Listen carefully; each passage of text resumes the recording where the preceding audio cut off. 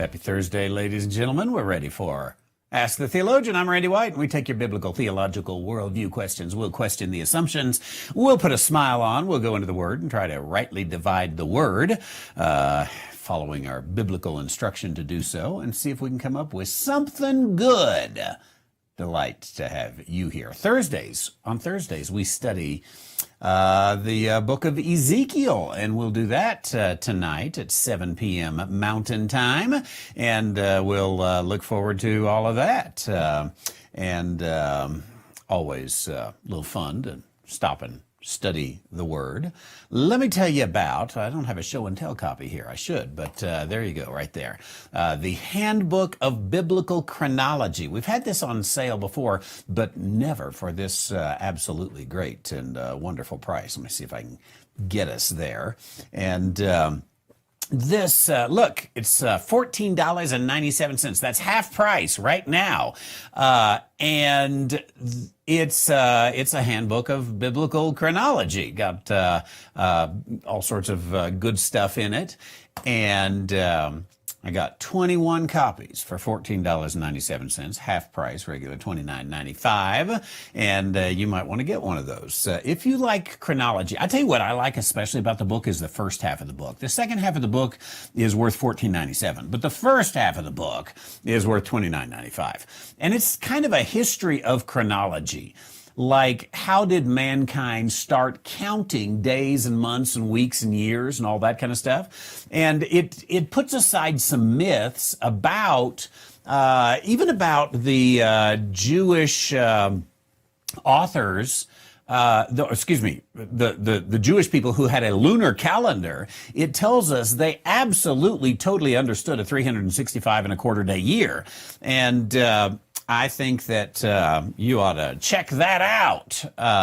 So if you're interested in chronology at all, and then the second half goes into some difficult chronology in the text, in the scriptures, and tries to work those out. That's interesting too, and it does a good job at that. But the first half's really good. So that's the Handbook of Biblical Chronology on sale right now for $14.97 until we run out. And let's go to a question came in a few days ago. Soteriology 101. Will the glory of future temples of stone, will the glory of God enter future temples of stone in the tribulation or in the millennium? Now, I believe that there are two future temples yet to come. One is the tribulation temple. The other is the millennial temple. I do not believe at all that the tribulation temple will be the millennial temple. So we've got to have two yet to come. That means we've had the first temple and the second temple. We will have the third temple during the tribulation, the fourth temple during the millennium. And then in the new heaven and the new earth and the eternal age, there is no temple. Now, the third temple will not have the glory of God. This is the temple that will be built by man. This is the temple that will be much like the second temple after the days of Ezekiel when the glory of God departed. As a matter of fact, certainly during the days of Jesus, the glory of God was not in the temple and it was a building made of stone. And that's why in Malachi's day, after Ezekiel, Malachi, God just says, hey, would that one of you would just close the doors. We're done with it. It's a temple of stone. That's the tribulation temple. Now, the millennial temple very definitely does have the glory of God. How do I know it has the glory of God? I read it in the Bible. It says right there in Ezekiel chapter 43, verse 2, behold, the glory of the God of Israel came from the way of the east. His voice was like the noise of many waters, and the earth shined with his glory. And he goes on to speak about how it's the glory that I saw when I was by the river Chabar, and the glory of the Lord came into the house. So, with no shadow of a doubt, the millennial temple does have the glory of God. The millennial temple, once again, is not the tribulation temple. As a matter of fact, as we've been studying Ezekiel on these Thursday nights, and we are coming right unto the end, by the way. Let me speak about that in just a moment. But as we have been studying, we have said a number of times that the description of the millennial temple in Ezekiel chapters 40 and onward is very detailed, but you couldn't build a temple from it. We simply don't have enough information. And that's why, by the way, when the second temple was made or remodeled by Herod, it wasn't built after the Ezekiel's temple, because there's just not enough there to go on. It's so detailed and yet missing some key elements. That's why you can go online and you can look at, Ezekiel's temple and look at the images, and you'll find that they don't match up. With all that description, they don't match up. Why? Well, because we don't have enough information. So the third temple, the tribulation temple, is not going to be the one into which the glory of God comes. Thanks for the question. I appreciate that. Soteriology 101. Here's an older question also. Sorry, trying to clean out the hopper here. The hopper, theological word. From Ash, our friend up in Buckinghamshire. What are the seven thunders in Revelation? John was told not to write it down, to seal it up. Can we have any knowledge on this? Thank you. And thank you, Ash, Buckinghamshire. Sounds like a beautiful place. Someday I'm going to go there. I have been to London several times, and a place outside of London that has a shire on it. I'll think of it later. Spent a week there once doing a little bit of mission work. Lovely place. And I've been to the town that Darwin was from. His dad, with the Trinity Church there, I recall. And Darwin right there in the shadow of the church. And who was the great famous, was it poet or author that lived right next door? Now it's a bookstore. I bought some books there. I've been there. Can't remember the names of all of it. Anyway, let's take the question. The question is, what are the seven thunders in the book of Revelation? I think, you have the seven thunders, and then John is told not to write it down. It is hidden. I think the best interpretation to take of the seven thunders is that they remain hidden, and therefore not try to unseal that which has been sealed, because I think that we're not going to make it. I knew that sneeze was coming. So I just wanted to give you an advertisement, for the Handbook of Biblical Chronology. But I need a button for the sound too. Can you get me one of those so I can? What do they call that? A cough button or something like that? He says a panic button. Well, I mean, that's what that looks like to me. But anyway, I think that when we begin to interpret the seven thunders, it has to just be going to make things up. We might accidentally be right, but I don't think we could be right, because what it would take is for it to be revealed. Someday it is going to be revealed. I don't think it's going to be revealed in our day, because we're not in a day of revelation, a day of prophecy. And so we have to, I think, just leave those there. Now, the challenge is, and this is true for me as well, I say this many times, inquiring minds want to know, borrowing the little tagline from the Inquirer. Inquiring minds want to know. And so I wouldn't say that it would be, sinful or ungodly to sit around and try to speculate what those might be. I just think that we have to recognize that we don't know what they are. And so in the end, we have to say, we don't know what they are. Could it be this? Well, that's an interesting speculation. Could it be that? No, I think that's just crazy. And we don't have anything to go by other than mostly our own opinion on the particular matter. Thanks, Ash, for the good question, as always, that you bring in, and I appreciate that. Now, let's get to Rudy in Lessines, who has a question about Matthew chapter 20.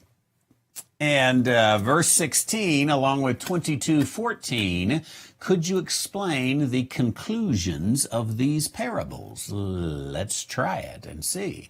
Matthew chapter 20, verse 16, first of all. So the last shall be first, and the first last. For many be called, but few be chosen. And then Matthew chapter 24, verse 14, for many are called and few are chosen. You know, let's back up here to Matthew, and we have the parable. Actually, even in 1929, we started with chapter 20, verse 16.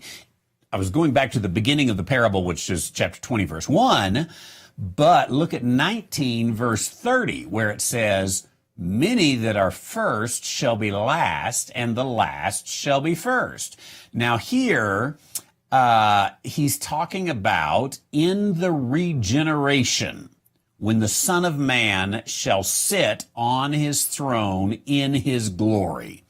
Now, that is talking about the millennium. You could summarize this very well just to say, ye which have followed me in the millennium, ye shall sit upon 12 thrones, judging the 12 tribes of Israel. And everyone so the 12 are sitting on thrones, and everyone that hath forsaken houses, brethren, sisters, father, mother, wife, children, lands, for my name's sake, shall receive 100-fold and shall inherit everlasting life. How to be saved? You forsake houses and brethren and sister and father, mother, wife, children, lands, for my name's sake, and you shall inherit everlasting life. Ooh, wait a minute. Can Jesus say that? Doesn't Jesus know that's heresy? Doesn't Jesus know that it's by grace through faith, not of works? Did Jesus really say that they will inherit eternal life, everlasting life? Oh, well, that's because they were saved by grace, and then they did that, and that was just a sign of it. That's not what Jesus says. That might be somebody's interpretation of what Jesus said. But what Jesus said. Now imagine again, if I were to preach this coming Sunday morning, I said, today I'd like to preach an evangelistic sermon. I would like to tell men, women, boys, and girls how they can have everlasting life. The first thing that you're going to need to do is forsake your house. Then you're going to have to forsake your mother, your brother, your sister, your father, your lands. You're going to have to do this, take a vow of poverty, and follow and obey Jesus Christ, and then you will inherit everlasting life. You'd call me a heretic. Rightly so. So why don't we call Jesus a heretic? For Jesus, why do we just apologize for him and come up with some interpretation that makes it say what Jesus really meant to say? I mean, the poor guy didn't know his theology very well. He lived so long ago. Well, the truth is, we should make our theology fit right here. Now, we have more than just the book of Matthew, right?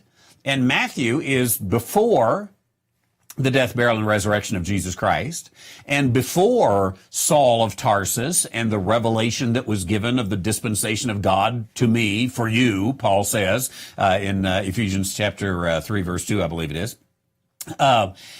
And so this, in 1929, fits perfectly with those living under the law and the requirements of the kingdom. Now, we're talking about the kingdom, the regeneration, when the Son of Man shall sit upon his throne in glory. Not when is he going to be, king of my life, I crown thee now, thine shall the glory be. We're not talking about that kind of king of my life. We're talking the Son of Man sitting on his throne in glory, millennial earth, in the regeneration to come. Not in this time. So how do you get there? Well, you get there by This is how you will receive 100-fold more and inherit everlasting life. Jesus said it. It's not our dispensation. Don't try to apply it to us. We'll get confused. That's not what Rudy's trying to do. I'm just working on eventually getting to the answer on the summary of these. So then Jesus in that teaching says, many that are first shall be last, and the last shall be first. And that's going to be the last line of his parable. When you get down here to verse 16, the last shall be first. So, says, here I'm showing you, so I wanted to check that. Indeed, that is an adverb. In this way shall the first, the last be first and the first be last. So the intervening is explaining, what do you mean the first are going to be last and the last are going to be first? So we come with the introduction, the first shall be last, the last shall be first. For the kingdom of heaven, that's the regeneration. That's not now. There is nobody in the kingdom today. I harp on this so much because my Southern Baptist friends just have it all totally wrong. Not partially wrong. Not they're even close. They have it totally wrong. And it has messed up the entire denomination. Now, the kingdom of heaven, that's the millennium, is like unto a man. This means that whatever application we come up with, it has to be about the kingdom of heaven. Therefore, if you take the summary in verse 16, the last will be first and the first will be last, and many are called and few are chosen. If you apply that to the church today, the body of Christ, you have gone the wrong path. It's not about that. For example, let's look at it here. Again, the kingdom of heaven is like, and you go through this parable and you apply it to marriage. Somebody would rightly say, wait a minute, preacher, that's a nice, sweet application you've given towards marriage, but this is not a parable about marriage. So I suppose it would be fun sometime to take maybe this parable right here. And, if we were having one of those group exercises, don't you hate it when you go to a seminar or when you're in, college or whatever, and they said, now we're going to break up into small groups. I just always despised those kind of things, because honestly, I was thinking, well, these guys are as dumb as I am, and we paid money to come learn something. I don't need to learn from somebody as dumb as I am. Give me somebody who actually studied it. But for fun, let's break up into small groups today. And if I say, okay, let's break up into 3 small groups. I want this group to give the application, Matthew chapter 20, 1 through 16, on marriage. I want this group to give the application on evangelism in the age of grace. I want this group to give the application on the price of tea in China. You have to focus this parable on marriage, on salvation in the age of grace, and on the price of tea in China. They could all come up with some pretty good sermons, I think, and probably pretty humorous. And we would look at all that and say, that was cool stuff that all you people made up. It would be made up because the only application that the Bible gives us permission here is the kingdom of heaven is like unto a man. So, again, I take the kingdom of heaven to be the regeneration when the Son of Man shall sit upon his throne in glory. It's the millennium. The millennium is like a man who's a householder. He went out early in the morning to hire laborers. And you remember the particular story about how you had laborers working all day long. And then the 6th hour and the 9th hour and the 11th hour, he did likewise. And then it's time to, give them whatsoever is right. And when they do so, it comes about that those who were hired at the 11th hour, they received every man a penny. And when they suppose that they should have received more, likewise, or, every man received his penny. In today's world, it would be $15 an hour, but nonetheless. So, the last have wrought but 1 hour, and thou hast made them equal to us, which have borne the burden and the heat of the day. He said, friend, I do thee no wrong. Didst thou not agree with me for a penny? Now, this is a message to the Jewish nation. And the message to the Jewish nation is, you've got these who were faithful all the way down through, I'm going to stretch it here. But let's say the faithful age of the Jewish Empire. Let's pretend for a moment that from Moses through, I don't know, let's say through Solomon. Let's even stretch it. Let's say from Moses to the days of Jesus, the nation of Israel was faithful. I know that's not true, but we're going to make stuff up here for a moment. That faithful generation, there were faithful during those generations, no doubt. So that faithful generation, they worked hard and they were faithful. Then you come in the last days and you have these, for 7 years, a figurative tiny little piece of time. And you've got, let's say, those at the church at Thyatira who are going to be faithful. Is that the one that says faithful unto death? I may have that wrong. I think that might be actually Sardis. One of those 7 assemblies. They're faithful all the way, and they get the same thing? Yes, they get the same thing. Because the kingdom is a promise to the nation of Israel, and it is going to be given to the nation of Israel, to the faithful of Israel. Shall we say, share and share alike?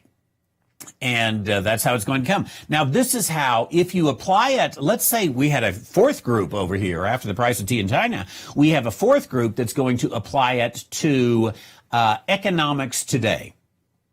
That group will come up with a Marxist ideology based upon the scripture for economics today. And you could convince the unsuspecting. The reason is you'd say, look, it's right here. They all get an equal share. And, this group over here would argue for a living wage, and every person needs to give a living wage, and, to each according to his need, and from each according to his ability. And this guy just wasn't as able, but he has the same needs, and so this is what we do. And they would build a Marxist, socialist, communist, deadly kind of economy built upon Matthew chapter 20. This is the problem with Shane Claiborne. Shane Claiborne is the Marxist in Philadelphia that leads the Red Letter Christians, I believe they're called. Here's some pictures of him, and there we go. That's a guy to follow. Sort of a hippie, very cleaned up a little bit. Yeah. That was him in the day when he had dreadlocks. This guy is very, very, very influential. These might be older pictures because the guy's maybe getting maybe just a few years younger than I. He's a communist, and he'd like the United States to be communist in a kumbaya kind of way. Kumbaya communism. Which means he's just deceived. I don't know if he's drunk or high or just stupid. I don't know if he's ever read a book, a history book, because he takes these passages and says, hey, yeah, well, kumbaya communism, we all have the same. He is applying Matthew 20, verse 16 even, the first will be last and the last will be first, and applying it to the economy. And you have to make that up just like you have to make it up if you apply it to the price of tea in China or to soteriology today or to to marriage. It's about the millennium, about the kingdom of God, and about the Jewish nation. Now, when you get down to the end, you have not only, as we've been talking about, the last shall be first, but then, and this is the one that's also in Matthew 22:14, many be called, but few chosen. Now, on that particular issue, I used to take the point of view that excuse me, I was trying to fix my computer here and see if we can get everything that I need to be fixed. Here we go. I used to take the point of view that we that everyone was, let's see, every believer could be called, like Rudy and Randy are called, but only Jewish people are chosen. So we're one of the called ones, but the Jewish people are the chosen ones. I had kind of this decent argument trying to build that, but in the end, I had to give it up. I've given away a lot of my, best teachings. Turned out not to be right. And I was looking at my notes because I thought I had just something brilliant to say, and I didn't. So where do we go now on, still not there. Got some advertisement for some movie going on or something. We use Apple TV to get it from the computer over there, and so whatever their advertisements are, there we go. Now I got it. Let's look. I think the cross-references are just going to be there. For many are called, few are chosen, Matthew 22:14. Compare Revelation 17:14. These shall make war with the Lamb, and the Lamb shall overcome them. For he is the Lord of lords, the King of kings. And they that are with him are called and chosen and faithful. Okay, you happen to have the same words. I'm not sure that the theology goes along. I think that you have to take that, many are called and few are chosen. You have to take that all for the Jewish nation, that is a passage that doesn't have anything to do with the Gentiles, that when you look at that passage, it's always in portions of Scripture in which it was prohibited to go to the Gentiles. So, could there be any kind of selection or calling even of the Gentiles? No. The kingdom is when it was this kingdom message at this point, don't go to the Gentiles. Later on, go to all nations with the kingdom message and let them know about it. But I think that you have to take this and say any kind of application that we're going to get here for our age is going to be wrong. Regardless of what it is, it's going to be wrong. This is not a passage that applies to us. It only applies to the nation of Israel. Thank you. Rudy in Belgium, always a delight to see you. And welcome. Let's see, Luca, Missouri, right? Did I get it? Or am I right? What email can I contact you? Randy at randywhiteministries.org. Randy at randywhiteministries.org is my email there. Thank you. Let's go to Bev in Wisconsin. I'm gonna answer the question, and I'm going to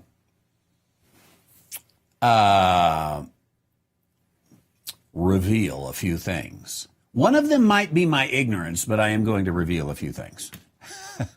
The question, is the USA a corporation? Is the world ruled by by governments or by crime families? Now, this, I recognize enough to know that this particular question comes from some of the theories that have been going around that really are kind of worldview questions, and we take biblical, theological, and worldview questions. And this is a worldview question. And there have been a number of theories that have been going on, some related to QAnon, and then all of the various tentacles that go along with that. Now, let me say that really, I have come to the end of my knowledge there when it comes to QAnon and all the theories that are out there. I am not a follower, nor am I all that well read on it. But I do know that this has been a little bit of the speculation or the talk that's going on, I don't know how they connect it all, but that the U.S. is a corporation and that the corporation ceased to be. And then on a different light, but maybe these go together, is that there is this, shadow kind of the real corporation or the real government, and sometimes that's good, and sometimes in other groups it's, a shadow of crime families, the Rockefellers, or crime families or rich families that kind of run things behind the scenes. I really would have to say I don't have enough faith in humanity to believe that there is an underground real government, and that the government on the surface is all just going by the script and is fake. So I think the U.S. is not a corporation. The United States is a government that we, the people, established. It is an entity of the people. And the people alone can dissolve the government. The Congress of the United States cannot dissolve the government. There never was a corporation started. A corporation is a thing that is created by governments to provide some legal abilities and immunities and whatnot, so that corporation can operate independently of an individual. So the corporation, in a sole proprietorship, obviously, if the proprietor dies, the proprietorship is gone. But in a corporation, the corporation is a legal and separate entity. And that does not die. It takes a legal move to start it, a legal move to kill it. I think the U.S. is a government, not a corporation. Now, could there be shadow groups that influence the government? Oh, most absolutely so.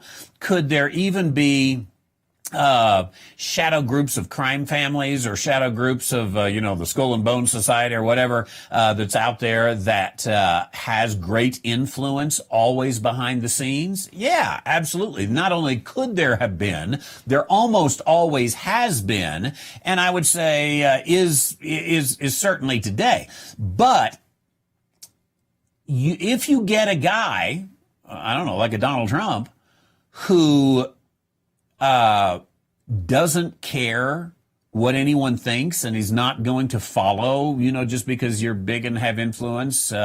If you get a guy like that, then they have no influence. I would say one of Donald Trump's failures was not firing. Let me say this differently. I like Donald Trump. You all know that. I think one of Donald Trump's failures was not draining the swamp. I think that he should have fired about 3/4 of the FBI. I think he should have fired Fauci. I think he should have drained the swamp. I think that's what he went to do. I think he should have done it.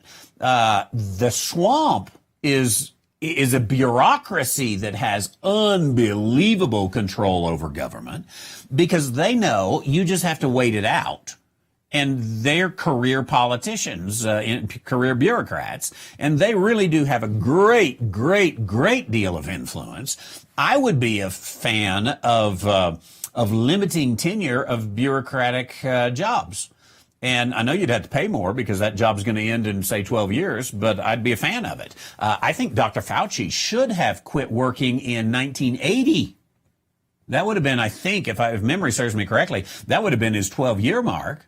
I was still in high school, and he should have come to tenure and said, hey, go get a job. And that cycle, that turnover within the American government would be a very good thing. I don't really buy into a lot of the theories that are there. They're enticing, and they sometimes tell us what we want to believe. And let me tell you, that is a powerful, pardon me for understating it, it's a powerful influence. We want to see and hear the things we want to see and hear. And we were talking at our men's breakfast just this morning here in Taos about, how come you go through, your whole life and you believed it and your parents believed it and your grandparents believed it about some of the things in Scripture. And even though it didn't work, you went for it.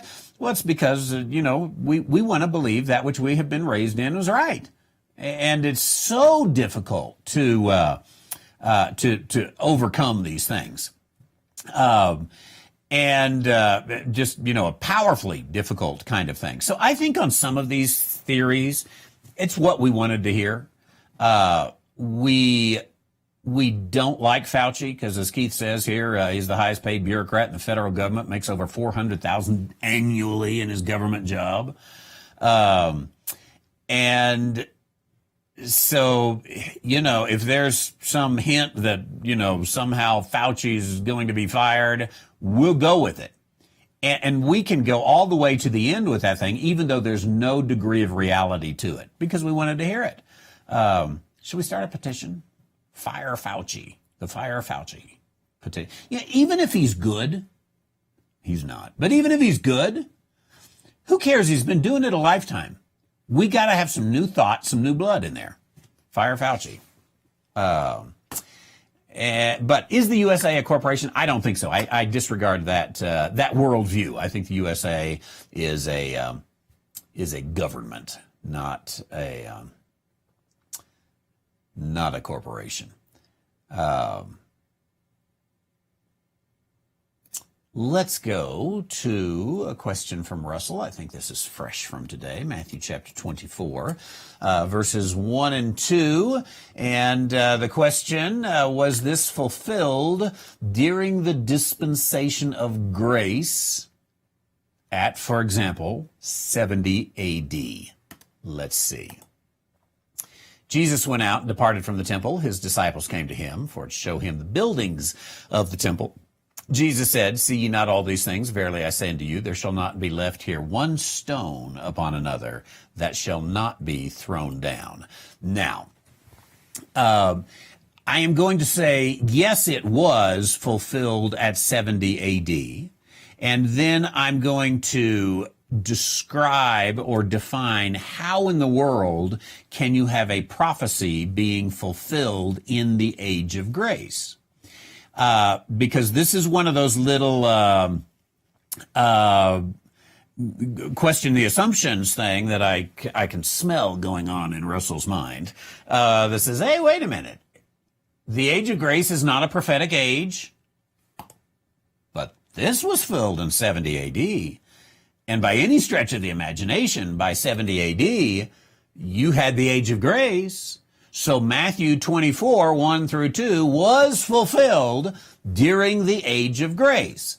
Now, let me, and I probably should refine, that's a good word. Refine my my speech on this, not speak quite so loose-tongued. There were things prophetic about the nation of Israel that could be fulfilled while God was offering the kingdom to Israel. After 70 A.D., now this is not stated in Scripture, so question the assumptions.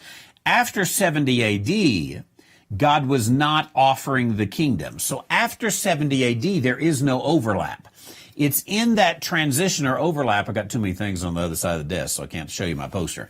But after that, after the overlap, then we're totally in the age of grace, and totally in the age of grace. In the age of grace itself, there is no prophetic, no prophecy, and no fulfillment of prophecy. Now this Matthew 24, 1 and 2 actually was the tail end of this age of the law, and even age of the kingdom offer, if you want to call that last piece there a little different, be kind of a sub dispensation, not a full dispensation on its own. So it happens to be the overlap. So yes, Matthew 24 was fulfilled at a time when the age of grace was in existence, but it was fulfilled on the level of the kingdom offer, or the extension that goes really by the grace of Stephen, honestly, hold not this sin to their charge, that allowed them a little more time and a little more time. So it was within that God's dealing with Israel that it was fulfilled. Now, I would say then, and this is where it would be worthy of challenging, but I would say you've got prophecy that is fulfilled all the way up to 70 AD, and from 70 AD and onward, you have the silence of God. Incidentally, speaking of the silence of God, I got my final marked up copy right here. Actually, it's those two together. Got my final marked up copy ready to send the last changes. I'm not letting it go to any other editors. We will have the revision updated for the 21st century, The Silence of God, Sir Robert Anderson's book, and I am very excited about that. But the silence of God really ultimately begins at 70 AD when this ends. Now, I'm not sure Sir Robert Anderson would have totally agreed with me on the overlap. He might have extended or pushed somewhere past Acts 28, the actual arrival of the mystery. I disagree with him on that, but that's not what he wrote about in his book, so we're okay with that. So Matthew 24, 1 and 2, was it fulfilled during the dispensation of grace? It was fulfilled during the overlap period in which the dispensation of grace was existing, but not within, not part of the dispensation of grace. Does that clear that up a little bit? Excellent question. It's definitely a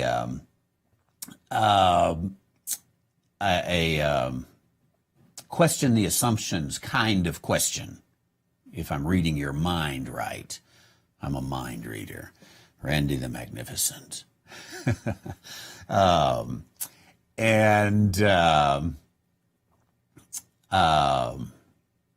not sure if Ash's comment here related to that question, but Ash said Randy is the best one to answer this. He most probably has stood at that spot, so we will see. Maybe there's another question that has to do with that spot. Did I miss it? I don't want to miss that.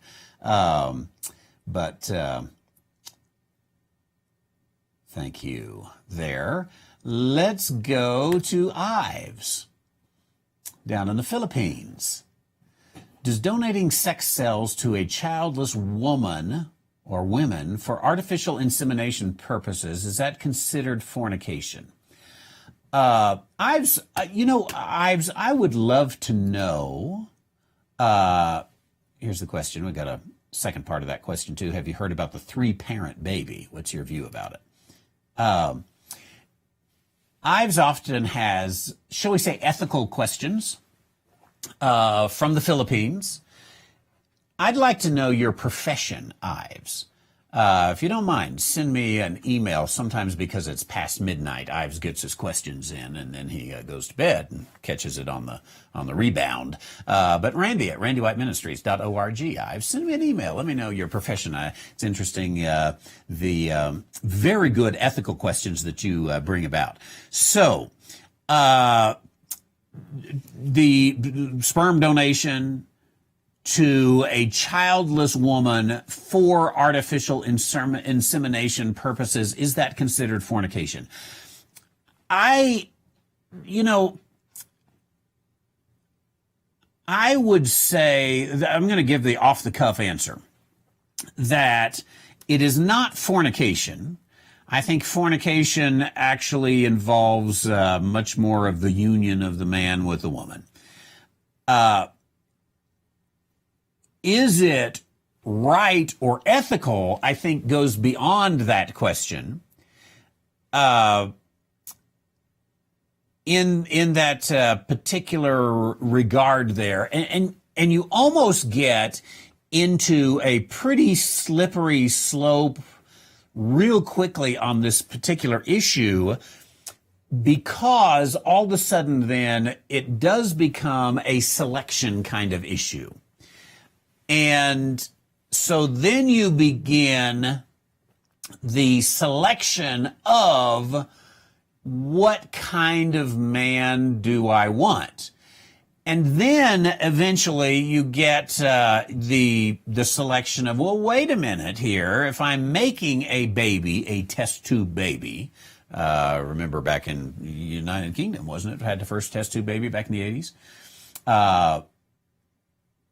And so then you get to, well, wait a minute. If I want a child, I want to get, this certain specimen of manhood and this certain specimen of womanhood. So I want her egg, his sperm to create my baby. I think then that you've got, really mildly without their permission. Obviously they've been a donor, so maybe there's some permission there, but mildly without their permission, you've got, maybe this movie star and that queen or whatever, and then you're their parent. But then they say, no, wait a minute, I got inheritance that comes from this movie star and that queen, and because they're my real parents. I mean, do check the DNA, and they would be. So what you get into is basically the issue of eugenics, creating the perfect child. Now, that's not where this question starts, but it doesn't take very long to get there. So you take a childless woman who says, we'd like to have a child, and so we want to create our child. I think maybe even right there you get into some issues of saying, well, if the natural way is not creating the child, should we go and find an unnatural way to create the child? Didn't work out real good for Hagar and Abraham, Sarah, that whole deal there. And I think maybe the whole movement there creates more problems than it solves. And so the childless woman or women, I think that in the end we have to say, let's take one of the children that are already out there and let's adopt that child, rather than creating this whole ethical dilemma that comes about that. Now, that's a layman's opinion, layman's theological, ethical opinion. I doubt that anybody could ever totally solve that whole problem there that's given. Now, the second part of that question, have you heard about the three-parent baby and what's your view about it? I'm suspecting, and I don't know because I haven't heard about the three-parent baby, but I know I did take biology in the 10th grade, and ain't no such thing, except that maybe again it was as the scenario I mentioned a moment ago, that you take this sperm and this egg and you plant it within this woman, and there you've got mom and dad and mom again. And what do you do with all of that? And how, again, you create all of these ethical dilemmas that you don't really have to create. So involved in the same thing. So I wouldn't call it fornication. I would call it problematic at the very very first of that. And I do think we have the Brits to blame for this. Yeah, I kind of remember this. I just looked it up right there. This day in history, July 25th, world's first test tube baby born, 1978. Louise Joy Brown. And at the Oldham District General Hospital in Manchester, England. Yes, I have such a stunning memory of the 70s. If only I could remember yesterday, right? But I'll check out that three-parent baby. That's first I've heard of it. Do we want... Maybe sometimes the answer is yes, but I think most of the time the answer is no. Do we want to open Pandora's box? It's kind of the answer to that question. Do we want to bring upon a society the ability to bring about what really would be turmoil for the child? Edith says, I'd hate to be the child created that way. Think about the dilemmas that go on within the child's mind and who am I and all those kind of things. But not only the say psychological kind of dilemmas for the child, but just the possibilities of evil when you open that door. And so, is circumstantially, is that particular act of artificial insemination, this sperm and that egg, this test tube going into that woman, is that in and of itself a sin? We might, let's just pretend anyway, like we can say, no, that's not a sin. Okay, then, sure opens up a lot of stuff for evil, a lot of possibility for evil.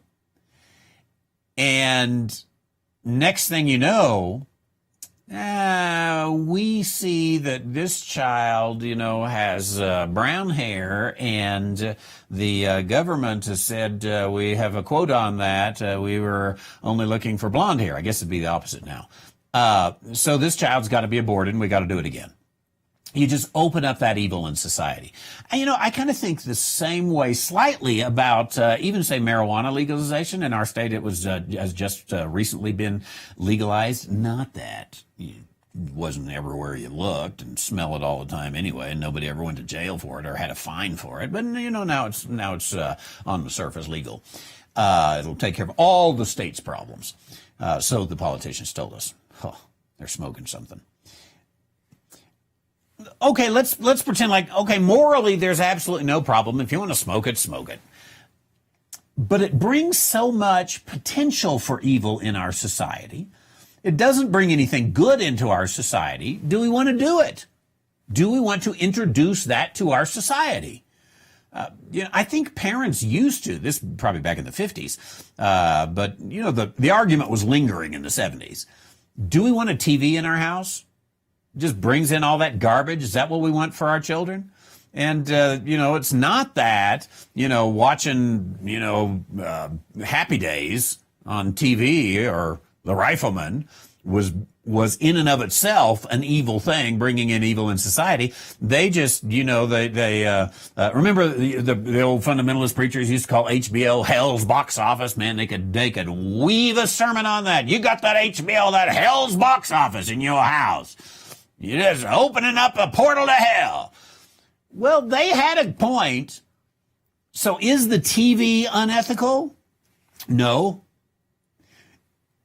Can it bring a lot of unethical issues into your life and family?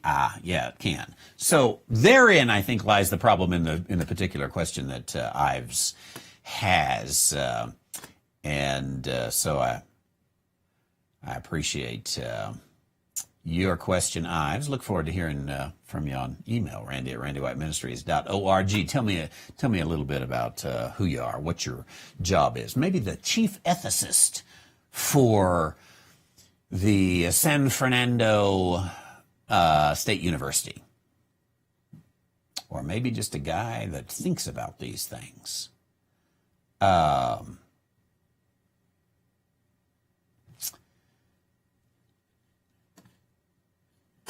Let's go to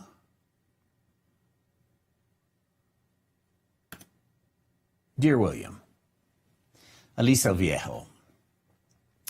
Do you think Buddha is in heaven with God? Buddha seemed to have fulfilled Jesus' requirements of giving up everything to follow the truth. I like the way you think. Let's pull up, that's what I was looking for, the dates of Buddha. I knew it was BC, but I wasn't sure. Gautama Buddha. Let's see. The dates on him. Died 483 BCE or 400. Okay. In that particular period, here in the biography, renunciation, that's what William brings about, his ascetic life and awakening. Asceticism means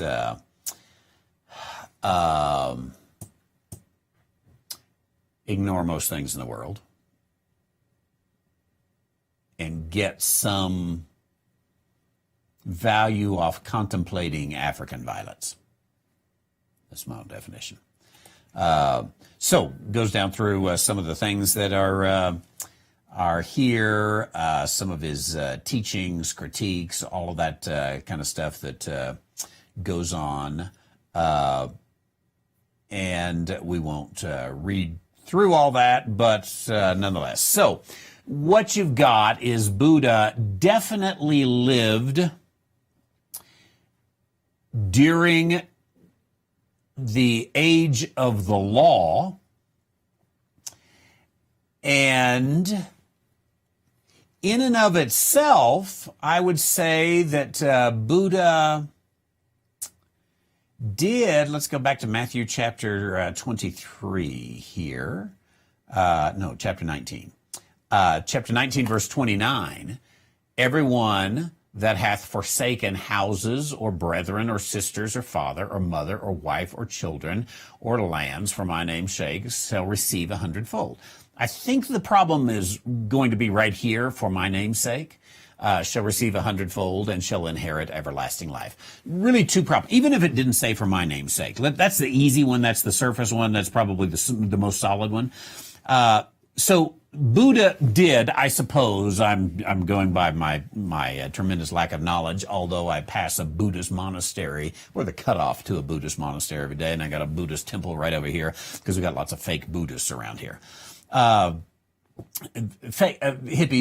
Hippies, fake Buddhists, they're good to go. They don't really follow the commands of Buddha or any of that, but makes them kind of feel good. And so they smoke a little weed, and then they go to the Buddhist temple, and they feel really spiritual. Now, let's assume that Buddha actually did forsake houses, brethren, father, mother, wife, children, lands. Would he receive 100-fold and inherit everlasting life? Now, one of the things I think that you would have to say is, again, even we're for the moment, we're dropping for my name's sake. He did forsake. Would he receive everlasting life? No. Why? Because in the time that he lived actually was even a different time than Jesus is speaking. Though Jesus is under the law, he is speaking to those under the law who are about to receive an offer of the kingdom. And I think you do have, I called it a little mini dispensation earlier, you do have some standards for entering into the kingdom that are applied to those who are alive during the day that the kingdom was being offered. Buddha was not living in that time. He was living in the time of what? The exile.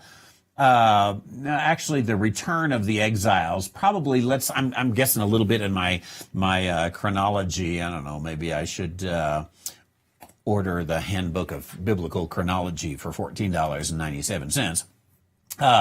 But he's living about the time, let's say, of Ezra and Nehemiah, when they're returning. Haggai, those guys. That was not an age of the kingdom offer.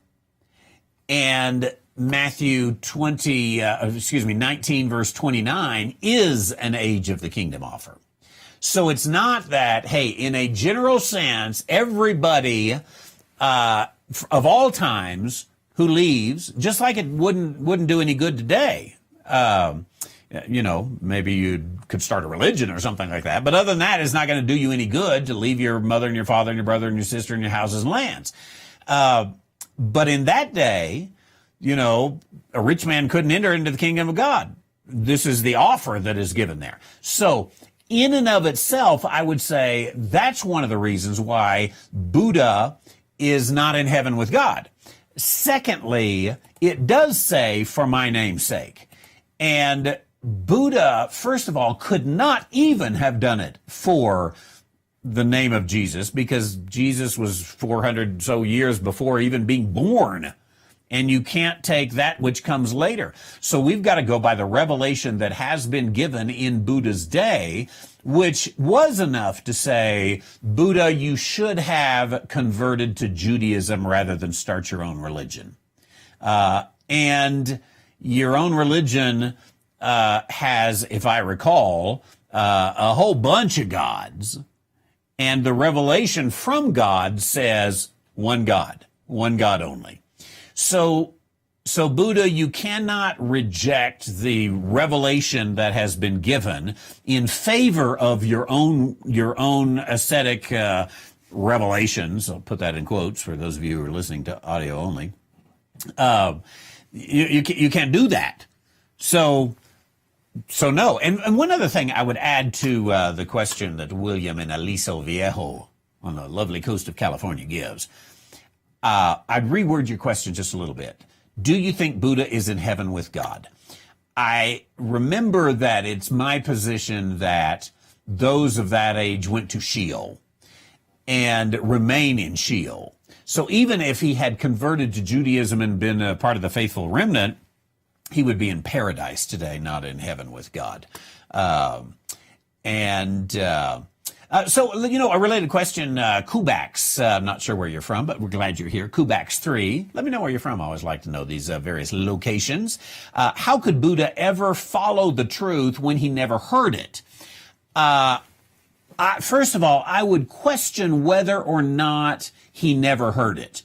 I think that certainly the, let's see here. If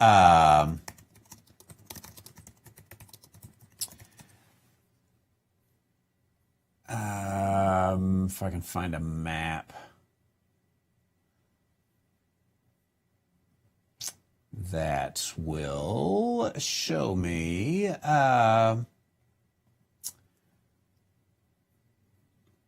maybe, okay. This one is not perfect, but it's close. Here's the Persian Empire. Now Buddha's down over here, somewhere in this region of India. But as you can see, even India, right there, at on the edge of the Persian Empire, northwest India. It's the Persians, of course, who conquered the Babylonians. We would want to see, what was the fullest extent of Alexander the Great, let's say. So the knowledge of what was going on in the world, it's the king of this empire, the king of Persia, that allowed the Jews to go back to their homeland. I would think that Buddha was not so uneducated that he didn't know about the world's greatest empire. I think that you've got,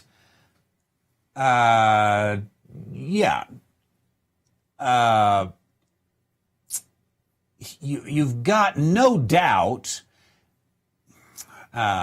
This wouldn't come till later, but a Marco Polo type that is traversing this area here for economic purposes, bringing, spices, teas, whatever, on elephants from India into all this. So this is close enough that I think you would have to say, okay, if you just get, a couple thousand miles even away from this and not know what is going on in the world, then I would say that that's not the kind of guy I would want to follow.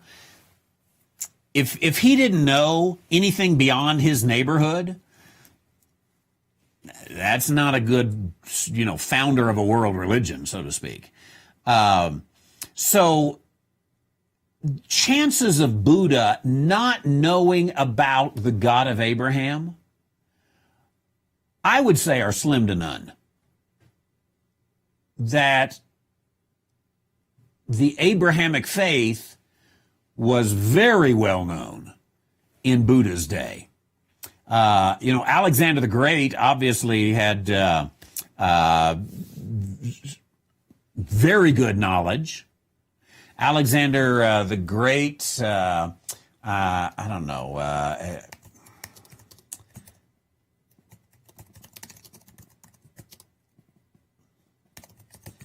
Let's see. I don't know that Alexander the Great ever made it to India, but again, here's a map. That once again, it gets over close to there.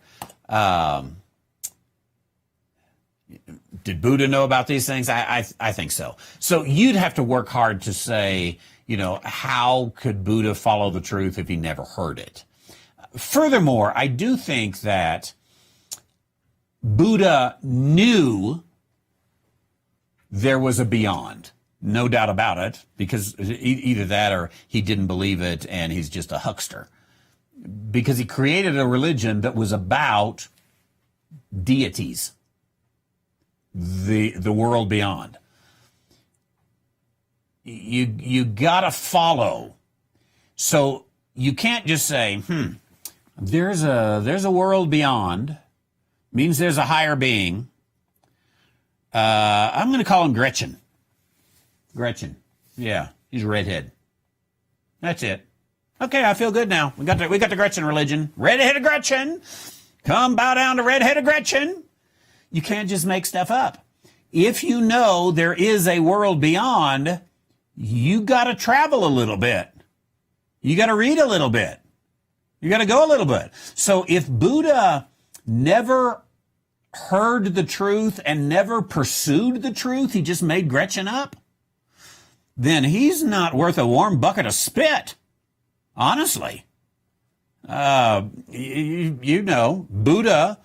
it was upon him. If he's going to be some great guru, it's upon him to have studied everything. See what's going on. Oh, I don't even know what's going on in the next empire. They're conquering the Abrahamic religion. Nah, not buying that. Buddha wasn't that dumb. So never heard the truth? Yeah, he heard the truth and he rejected the truth.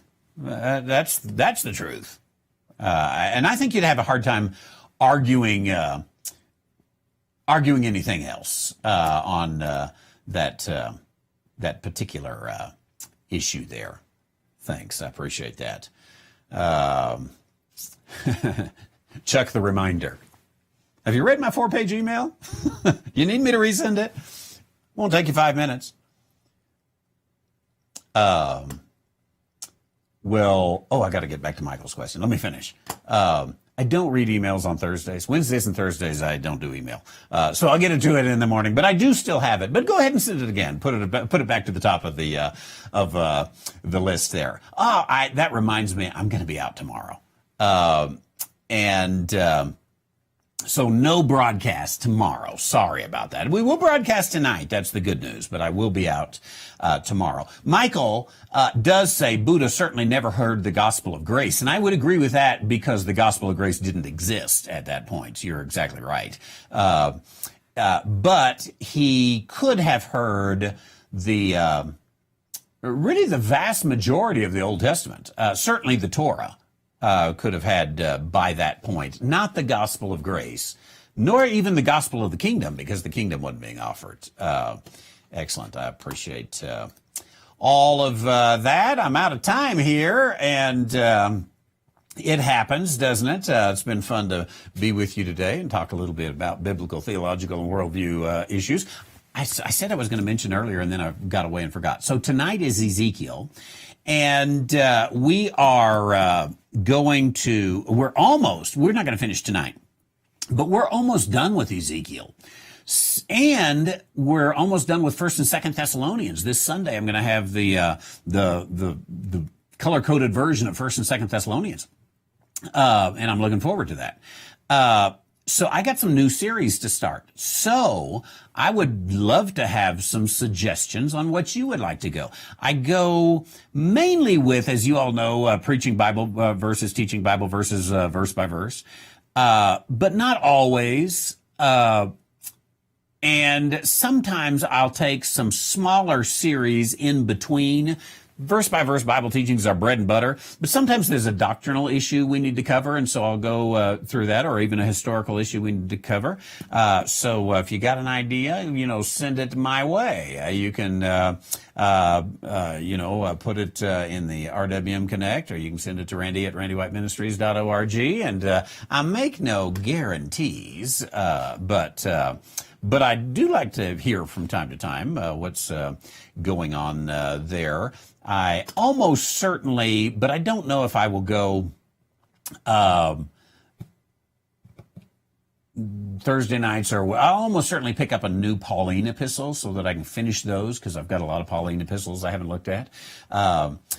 So one or the other is probably going to be a Pauline epistle, but I got two of them coming up here in short order. So I would be very happy to take your suggestions. And with that, it's time to go. Go get you an African violet. You'll feel better. Doesn't that look nice? Nice to see you today. Look forward to 7 p.m. Mountain Time tonight as we'll gather together again for the book of Ezekiel and get into the last couple of chapters. And don't forget, got that special going on, the Handbook of Biblical Chronology, 50% off, $14.97. By the way, those of you in the UK or Belgium or wherever, never order from the website. Always send me an email. I might be able to do you a better job. It's still expensive to ship things over there, but sometimes I can get it better. The website charges, kind of the high end of the of postage for that, and then I have to give you a refund. This is easier if you just work with me from the beginning. If you're not in the great United States, the once great United States. Thanks for being with us here today. We'll see you soon.